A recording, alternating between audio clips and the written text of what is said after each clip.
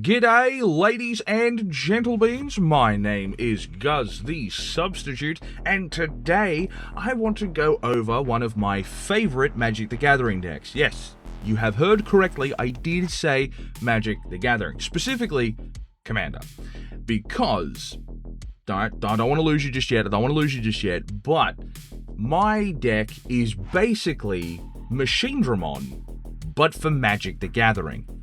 And it's very, very fun. So I just want to highlight a few things, walk through some stuff in the whole deck process, and maybe inspire you to build the deck for yourself. So before I get into that, I do want to say, as I mentioned in the last episode, big thank you for the over 400 subs. I'm going to say it again. That's crazy. Subs for the substitute. Let's go.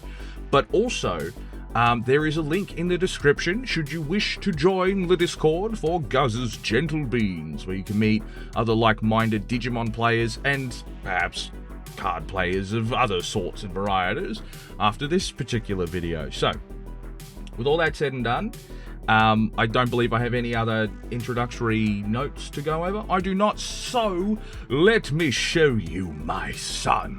But from another mother, and that mother is in fact Magic the Gathering instead of Digimon herself, I guess.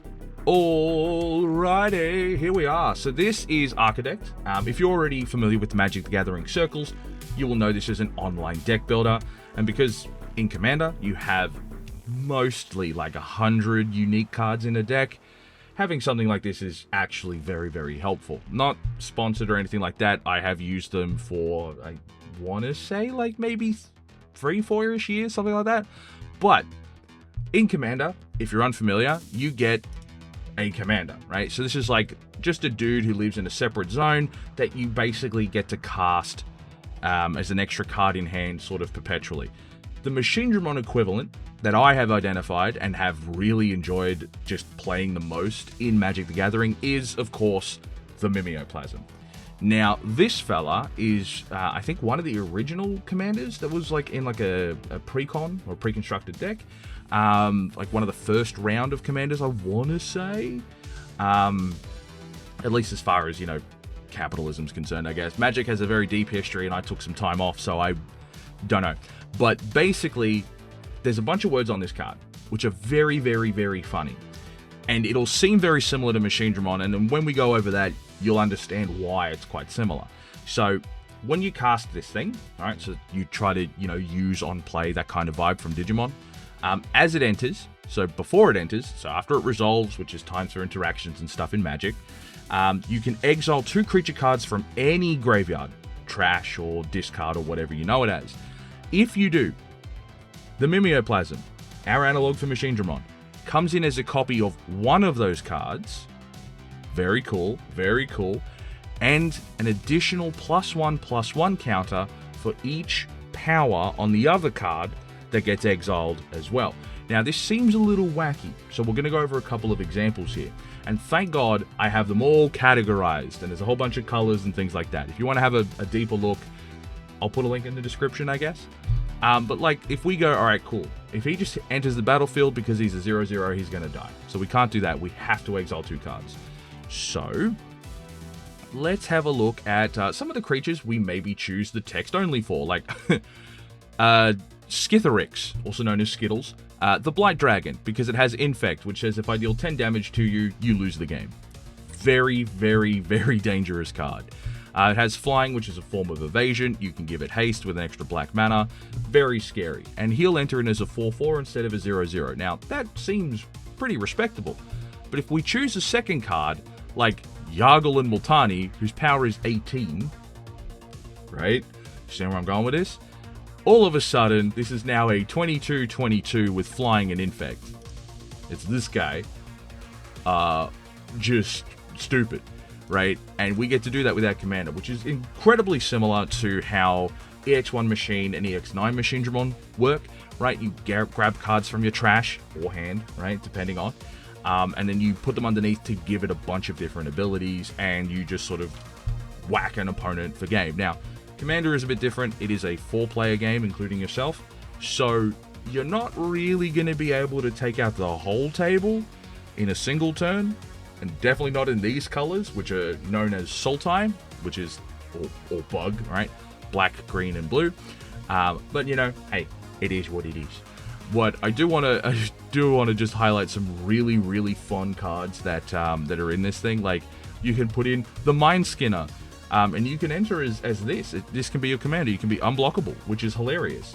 And then anytime you would deal damage, people mill that many cards instead. So you might notice that that would be 28 damage, which means your opponents mill 28 cards. That's hilarious. That is so funny. You can also, what I like to do, right? There's no attack of the heavy in this game. It doesn't exist. But there are a lot of these big, like, just beta creatures. We're never paying that amount of mana, don't worry about it. Or memory equivalent in Digimon. You just get haste.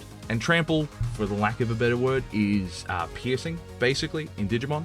So if I'm like 20-some power with this guy, which I would use as the, you know, the main Machinedramon, if you will, to have trample and haste. So I'm coming in with rush, right?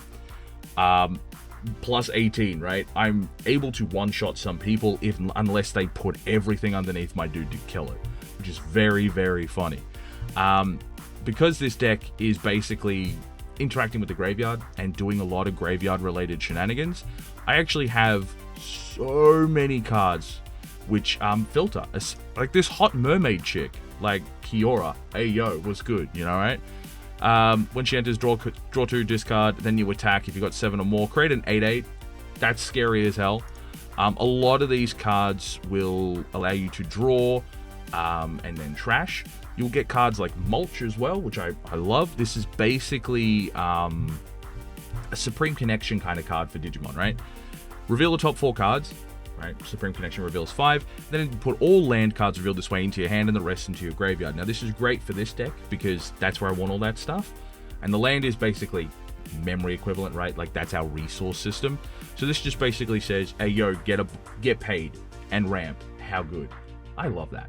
That is such a good little fella. Right? And there's a lot of different ones that do that, and we've got like Zombie Infestation, other cards that say, hey, discard. Did something really cool that you need in the trash or graveyard end up in your hand? Yeet it. Make a dude. And what's really fun is, unlike Digimon, these abilities can work at instant speed, which means that even on your opponent's turn, if it doesn't look like you have any blockers, and you're just holding onto a couple extra cards just because whatever, and they go to try to take you out of the game, you can discard 2 cards, create a zombie, and then block, and then just hopefully survive, right? Very funny little card, so much ramp, so good. Also, one of my other personal favorites is Living Death.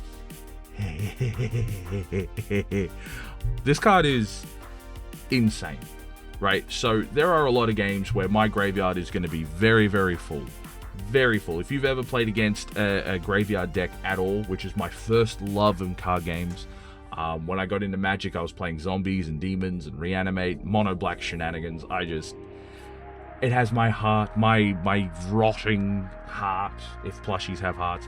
I enjoyed necromancy in games. I don't know why I need to highlight that because it's not real. But this card, super funny, right?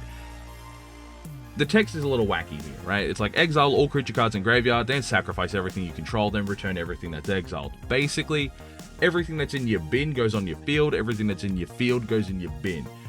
This, more often than not, means your opponents are playing with diddly squat, and you get to like bring out like a 9/9, this 12/12, the 7/7 we went over before. One of my other favorites, Godzilla, for some reason.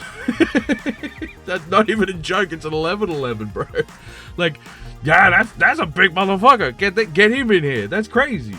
Make Godzilla my commander by exiling him. How funny. Like, we got some demons, we got some, you know, other toxic dudes with 1,000 other abilities.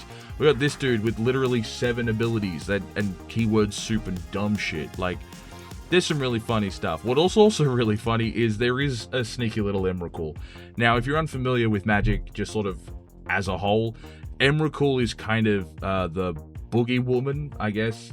She's been dubbed, well, the creature's been dubbed female largely by the community. I believe there may be a lore reason. I genuinely don't know. But But it's just really funny because this thing enters in and says flying, trample, protection from instants, and a majority of the removal in the game is instant that will try to get rid of something like this. And when you cast it, so you don't have to reanimate yourself into it using Mimeoplasm or Machinedramon, you just get to take control of one of the other people at the table. And then after that, they get an extra turn.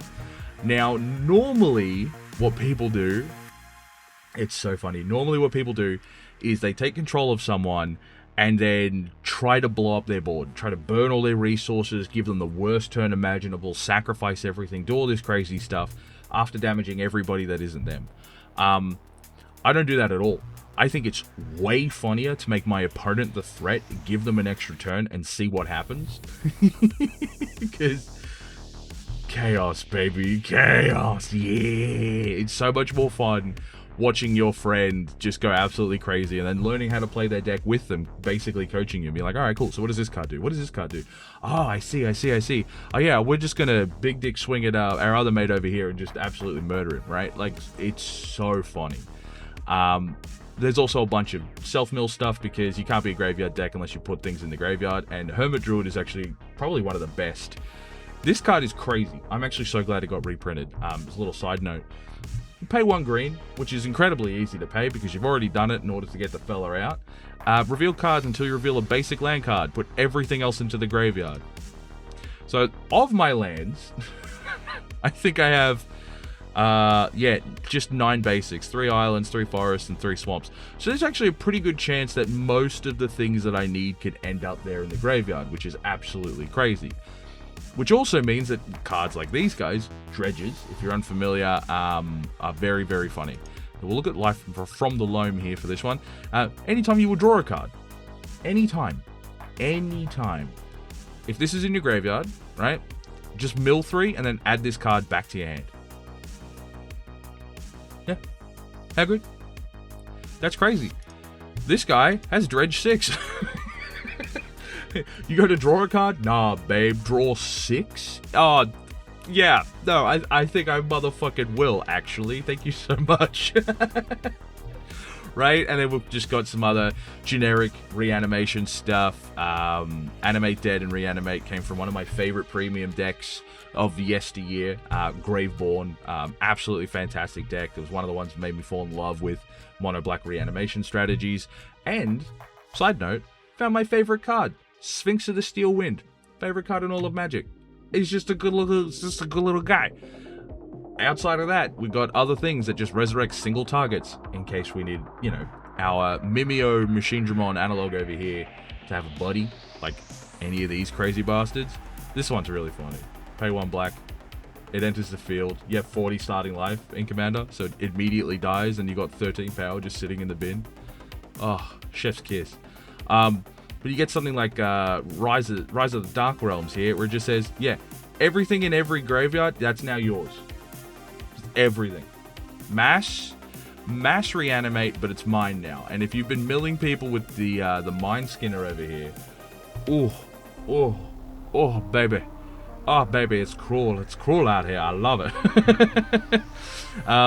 There's a bunch of really fun cards in here. I've also got like Muldrotha, which just lets you play 1 card type of every type from the graveyard for, you know, for a turn, which is crazy, actually.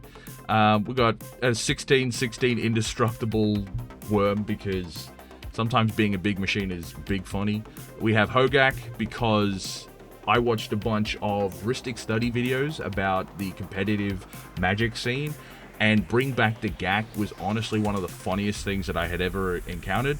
Plus, it's an 8/8 with Trample. That's still really good. Like, that's still great. We have Golta, 12/12, big dinosaur. Love a big fucking dinosaur. These diseased fucking boars for some reason. I know why. Vigilance, Trample, Haste. If I'm playing one big dumb creature to do 1 big amount of damage, chances are I'm going to be shields down. Vigilance is really helpful. And with this, if I am able to do that mass reanimate, then everything also gets +2/+2 in Vigilance and Trample. And if they also have Haste, boom. Boom. Right? This guy, very funny, pay 2 life, yeet 2 cards. Surveil 2 is basically look at the top 2 cards. If you like them, keep them. If you don't, bin them. cash money. Demolisher Spawn, just trample and haste, big body, right? Like, this is the attack of the heavy equivalent. Everything that has haste basically comes stapled with rush. Absolutely huge. But then we get over to some of the crazier cards. So we've already talked about Skittles. This will one-shot people. This is a very scary card. But we've also got Cataract Leviathan. Now, if you're familiar with Magic, you'll probably have heard of Cyclonic Rift, which is just a card that says, everything your opponents control that isn't a land, put that shit back in their hand. Very simple card. Very, very simple card. This is it, but in creature form. This is your Machinedramon. It is now able to bounce. I fucking love this thing, dude. It's so funny. I have this Doctor Who guy, honestly, just because he has Vigilance, Trample, and Haste. And 5 is a pretty good threat range. Sometimes you do have humans. I think it's mainly this Wood Sage fella down here. And a Hermit Druid, unless it's an elf. We also have Froghemoth. Very funny. Very funny card. Trample, Haste. Whenever it deals combat damage to a player, exile.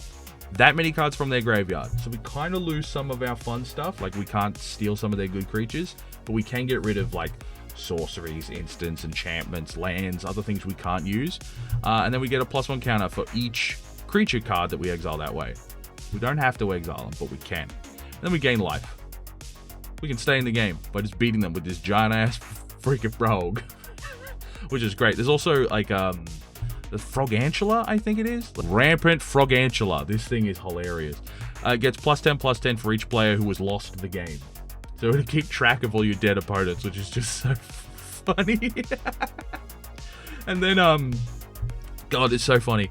Whenever it deals combat damage to a player, you may mill that many cards, and then you get all the lands. So it's a really, really, really hilarious setup piece. Very dangerous. It was originally in my deck for a while, but I've sort of moved away from that because I've got a fair bit of ramp and stuff here already.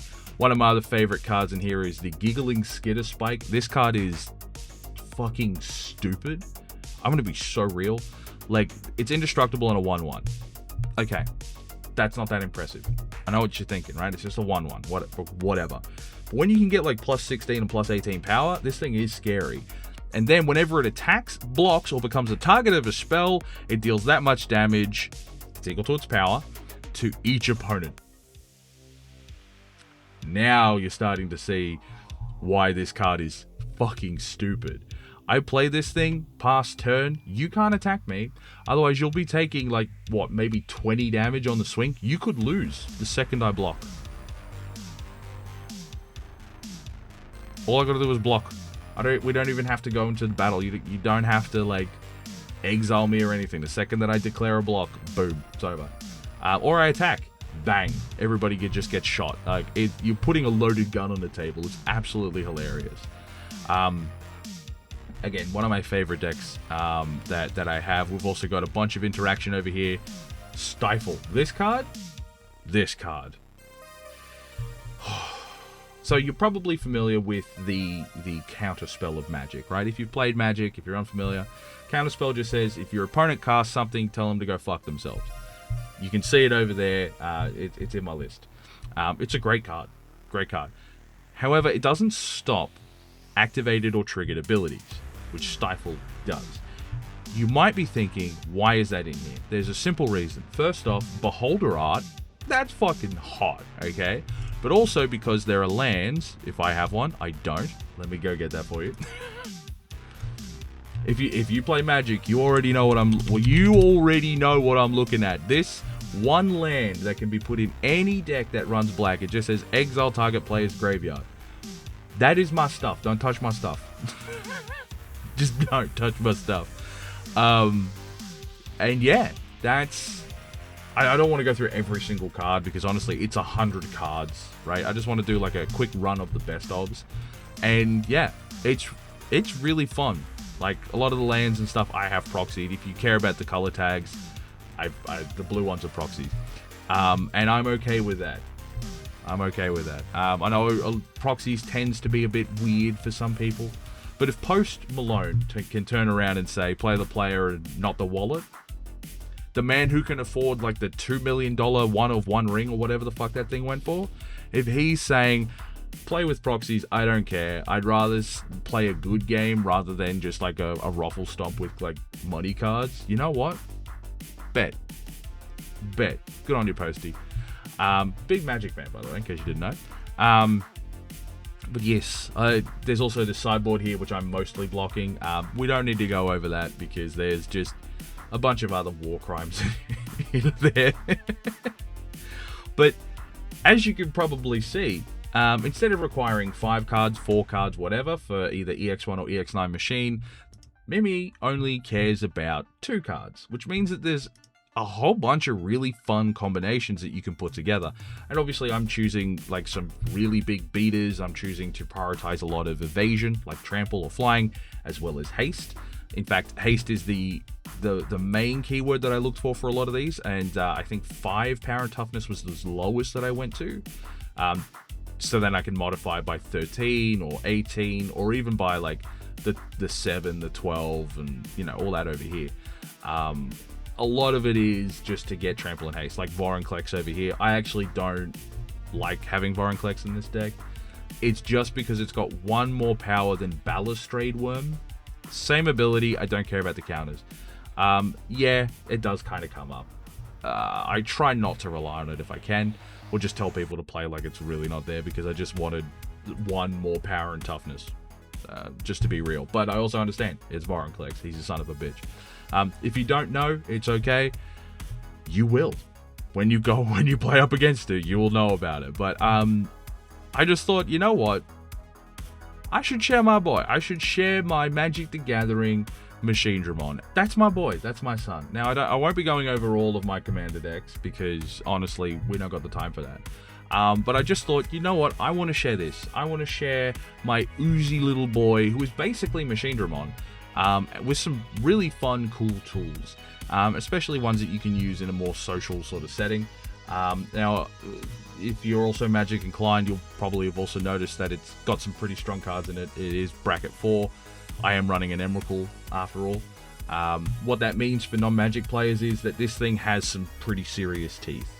You will want to bring some of your best cards, some of your best decks, some of your strongest things to try to keep up, because this thing, it'll throw some serious hands. As you can see, I do have the potential to one-shot just right there. But that's kind of it for today. I just wanted to show you my little boy, to show you that Machinedramon does exist in other card games and that he is a fun little fella. And I adore, with all my heart, my blessed little Mimeoplasm. And I was actually really grateful. There it is. My friend was finished with his deck, and he said you can have the pieces if you want. I know you like reanimation stuff, and I just sort of absorbed as much of the cards that he had that I could. So very, very happy with it. I know it's not optimal. It's just fun. And that's kind of it for today. I hope you liked seeing the Mimi, because I love showing him off. If you've got a really cool commander deck that you want to show, you're probably better off dropping the link in the Discord, because I don't think YouTube really likes links that much. And a link for this will be in the description as well, if you're so inclined. But ladies and gentlebeans, that's all for now. I am and will always be Guz the Substitute, and I will see you in the next one. Hooroo!